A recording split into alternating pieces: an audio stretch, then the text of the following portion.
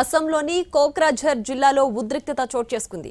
కరిగావ్ అనే గ్రామంలో పశువుల దొంగతనం చేశారన్న అనుమానంతో జరిగిన దాడిలో ఒకరు మరణించగా మరో నలుగురు తీవ్రంగా గాయపడ్డారు.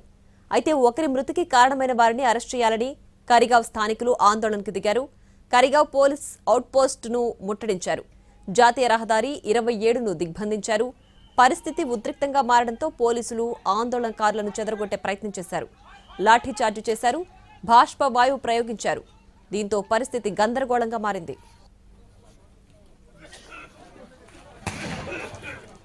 దాడిలో ఒకరు మృతి చెందిన ఘటనపై ఇప్పటికే కేసు నమోదు చేశామని పోలీసు అధికారులు చెబుతున్నారు. గాయపడిన వారిని కూడా వెంటనే ఆసుపత్రికి తరలించామని చెప్పారు. ఈ కేసులో ఇప్పటికే 19 మందిని అరెస్టు చేశామన్నారు.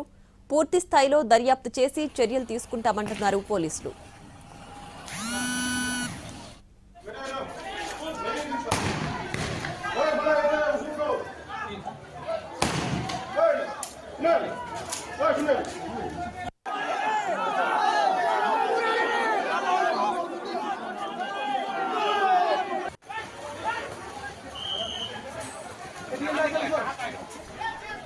అసోంలోని కోక్రాఝర్ జిల్లాలో ఉద్రిక్తత చోటు చేసుకుంది. కరిగావ్ అనే గ్రామంలో పశువుల దొంగతనం చేశారన్న అనుమానంతో జరిగిన దాడిలో ఒకరు మృతి చెందగా మరో నలుగురు తీవ్రంగా గాయపడ్డారు. అయితే ఒకరి మృతికి కారణమైన వారిని అరెస్ట్ చేయాలని కరిగావ్ స్థానికులు ఆందోళనకు దిగారు. కరిగావ్ పోలీస్ అవుట్పోస్టును ముట్టడించారు. జాతీయ రహదారి 27ను దిగ్బంధించారు. పరిస్థితి ఉద్రిక్తంగా మారడంతో పోలీసులు ఆందోళనకారులను చెదరగొట్టే ప్రయత్నం చేశారు. లాఠీ చార్జి చేశారు. బాష్ప వాయువు ప్రయోగించారు.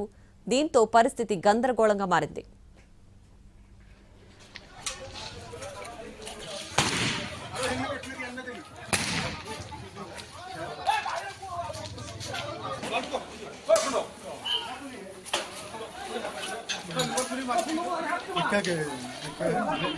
దాడిలో ఒకరు మృతి చెందిన ఘటనపై ఇప్పటికే కేసు నమోదు చేశామని పోలీసు అధికారులు చెబుతున్నారు. గాయపడిన వారిని కూడా వెంటనే ఆసుపత్రికి తరలించామని చెప్పారు. ఈ కేసులో ఇప్పటికే 19 మందిని అరెస్టు చేశామన్నారు. పూర్తి స్థాయిలో దర్యాప్తు చేసి చర్యలు తీసుకుంటామంటున్నారు పోలీసులు.